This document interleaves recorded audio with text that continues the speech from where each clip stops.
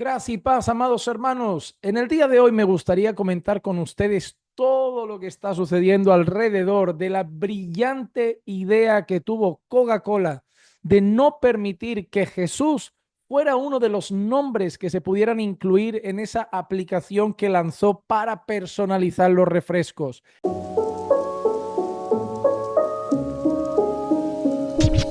Este tema fue llevado por multitud de canales y plataformas, incluso Danan, muy conocido en las redes sociales, sobre todo en su lucha contra el progresismo moderno, estas ideologías modernas, y que ya se ha hecho viral en multitud de ocasiones, habló sobre este asunto en uno de sus programas. La pregunta es ¿por qué?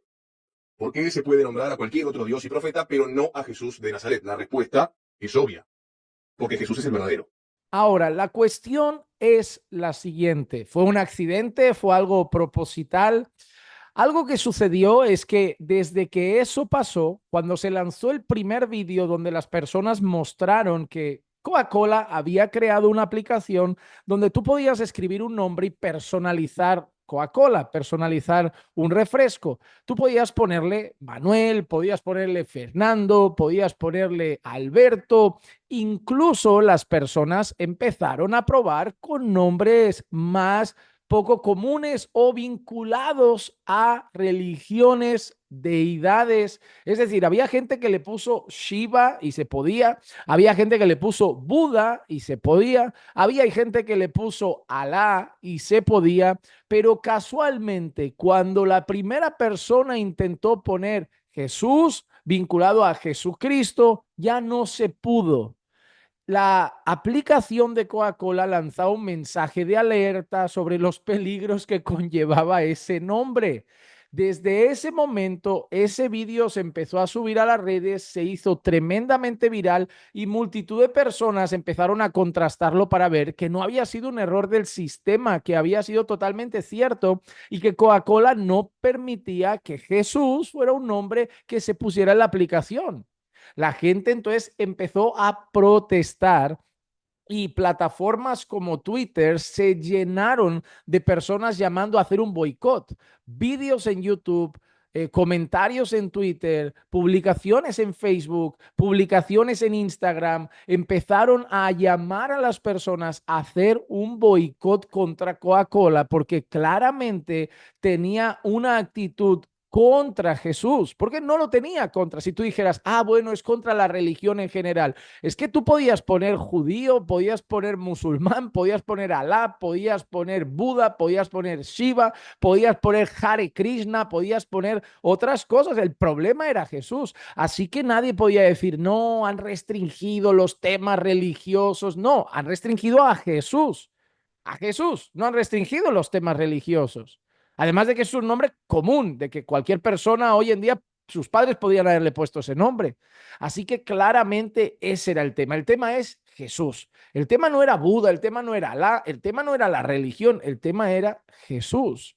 Y multitud de personas empezaron a levantar en plan, hagamos un boicot, hagamos un boicot. Y de repente Coca-Cola cambió de actitud. ¿Qué hizo? Bueno, las primeras cosas que ha hecho Coca-Cola, yo ya no sé si ahora ha tomado otra actitud a la altura que estamos publicando este vídeo, que siempre se publica después, días después de grabarlo, pero a la altura de este vídeo, yo no sé si Coca-Cola ha tomado otra actitud, pero la actitud que tomó Coca-Cola no fue permitir el nombre de Jesús, sino que más bien restringió otros nombres. Es decir, parece que Coca-Cola empezó a restringir el nombre de Alá, empezó a restringir el nombre de Buda para intentar excusarse en el hecho de decir, no, era un tema de religión, pero al principio no. Es decir, la actitud no es estamos arrepentidos, la actitud es haya sido un error del sistema, un error de programación, se nos han colado los otros nombres, la realidad no es esa.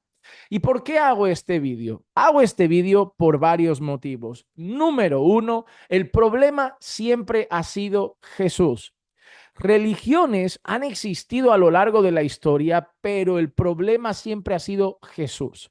Por ejemplo, cuando tú hablas con personas que creen esas multitud de deidades del hinduismo, o cuando hablas con un budista, la gente como que les cae muy en gracia, ¿no? Es como, mira el señor este, el monje budista, qué cosas tan bonitas dice de hay que respirar, busquemos la paz, tenemos que tratar con la ira, tratar con esto. Entonces, les suena a veces muy terapéutico, muy lidiar con las emociones, no les incomoda nada. Pero cuando llegamos a Jesús existe un problema. El problema es la exclusividad. ¿Cómo que la exclusividad? Vivimos en un mundo donde la palabra de moda es la palabra inclusividad, ¿no? Ser inclusivos, meter a todos ahí. Todo cabe, todo se puede, todo sirve, toda opinión, que es una gran mentira. Es una gran mentira porque hablan de ser inclusivos, pero Jesús estaba afuera. Hablan de ser inclusivos, pero si tu opinión no es la misma que la mayoría, no vale. Hablan de ser inclusivos, pero si tu discurso es contrario al suyo, estás censurado, entonces no es inclusividad, lo que se promueve es su propia exclusividad. Pero lo que les molesta con Jesús es el tema de la exclusividad. Yo siempre le digo a las personas, la iglesia es exclusiva y la gente se me enfada de buenas a primeras. ¿Cómo? La iglesia debe ser para todos. Digo, a ver, vamos a matizar algunas cosas. La primera, ¿todo el mundo puede entrar al culto? Sí. ¿Todo el mundo puede venir a escuchar la palabra de Dios? Sí. ¿Todo el mundo puede escuchar el sermón? Sí. ¿Todo el mundo puede reunirse un día donde estamos reunidos? Pueden venir y participar de la reunión. La puerta está abierta. Pero entonces, ¿por qué dices que es exclusiva? Porque la iglesia, a la luz de la escritura, son aquellos redimidos de Dios. La iglesia es el pueblo redimido del Señor. La iglesia son aquellos que han nacido de nuevo. Lo que vemos allí es lugares de culto, lugares como templos y locales donde personas que profesan fe se reúnen y muchos de ellos pertenecen a la iglesia.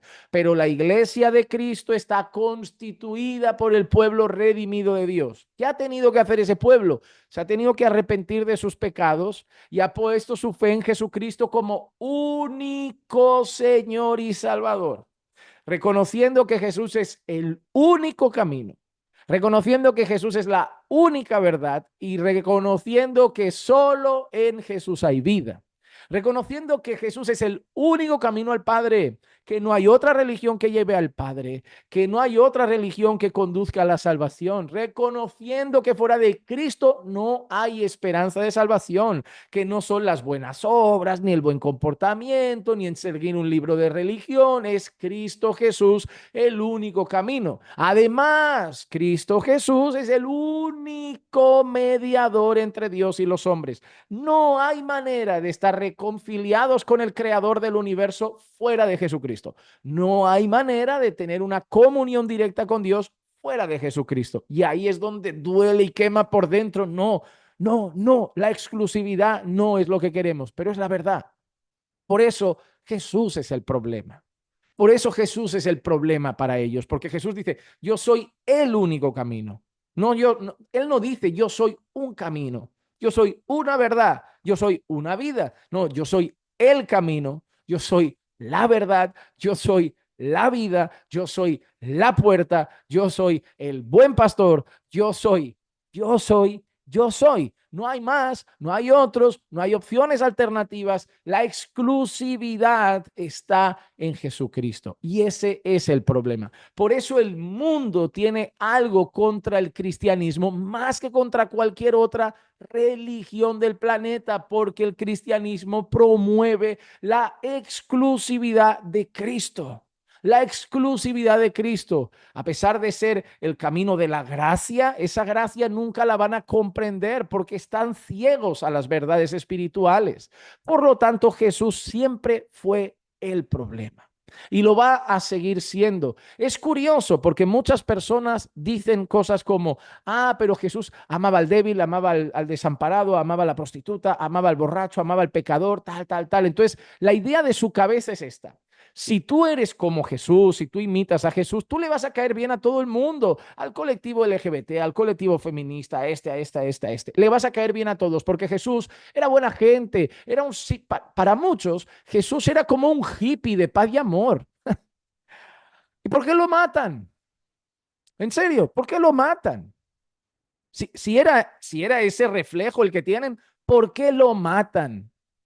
Además, yo no sé si se han leído la Biblia, pero Jesús en alguna ocasión llegó y tumbó la mesa de los cambistas que habían ahí cercano en la área del templo. Jesús tumbó la mesa de los cambistas y dijo que habían vuelto todo ese recinto una cueva de ladrones.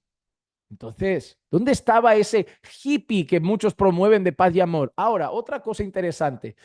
Fue Jesús, si no me equivoco, no un fanático religioso, un distorsionador de las enseñanzas de Jesús. Fue Jesús el que dice, yo he venido a traer espada y he venido a poner padre contra hijo, suegra contra nuera. ¿Cómo? Que ese hombre que muchos parece que asemejan a un hippie de paz y amor, ese hombre va a dividir familias. Él lo dijo. Entonces Jesús vino a dividir familias. No, esa no es la intención. Pero por causa de Jesús se van a dividir. ¿Cómo?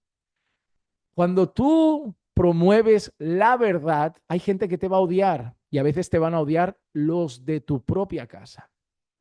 Cuando tú dices, eso está mal, eso no es un matrimonio.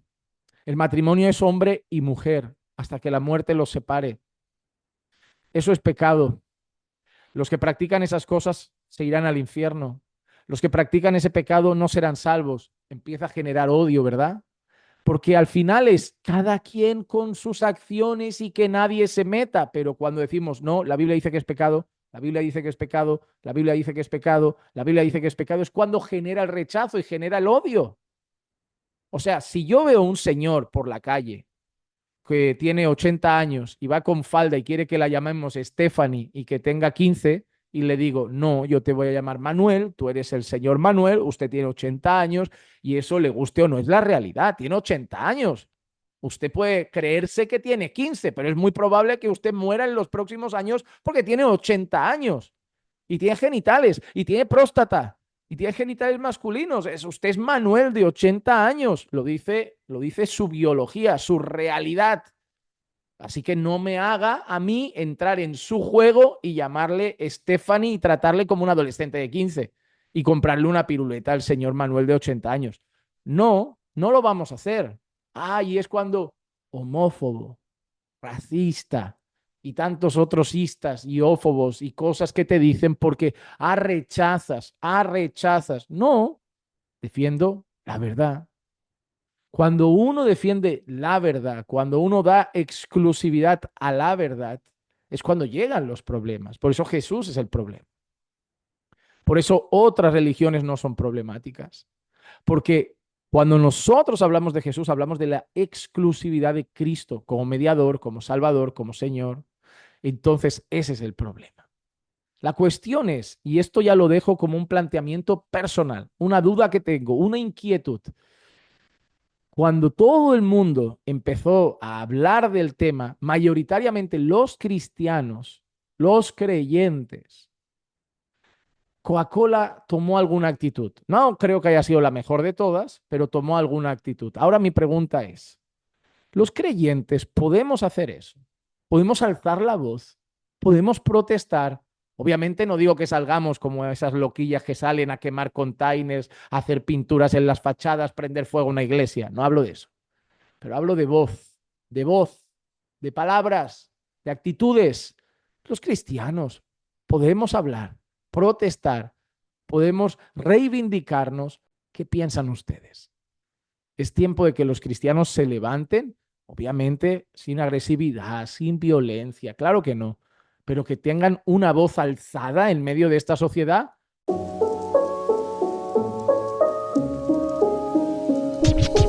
Otra cosa que debemos entender es que no es Coca-Cola la única marca que es adversa al tema de la religión o concretamente al tema de Jesús.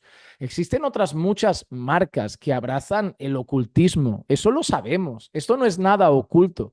Existen muchas marcas que simplemente son marionetas y están sumergidas en todo lo que tiene que ver con la Agenda 2030, el colectivo LGBT, las ideologías del momento y que no respetan para nada de lo que tiene que ver con la religión. Y esa sería otra pregunta que yo traería. Consumir productos de una marca que sabemos que no respeta la fe es algo que sea pecaminoso, es algo que deberíamos evitar. También otra cosa, ¿cómo lo averiguamos? Porque podemos estar comiendo en un restaurante donde el dueño es ocultista o podemos estar comprando productos en un supermercado donde el gerente no quiere saber nada de Jesús. También dejo esta pregunta. Me gustaría saber qué piensan ustedes de eso, porque mucha gente he escuchado que ha dicho, debemos, por lo tanto, dejar de tomar Coca-Cola. Supongo que pensarán, nos pasamos a Pepsi, que es la opción quizá más factible, pero la cuestión es la siguiente. En cuanto a esto, nosotros debemos dejar de tomar los productos por lo que han hecho con el nombre de Jesús o, además de esto, preguntaría, ¿y qué pasa con la cantidad de productos o establecimientos que frecuentamos que no sabemos nada de eso, pero que también sabemos que en el fondo deben haber multitud que son contrarios a la fe, o vete a saber tú incluso que practican cosas realmente perturbadoras? ¿Qué hacemos en esos casos? A la luz de la escritura, ¿qué piensan ustedes que deberíamos hacer? También respondan en los comentarios.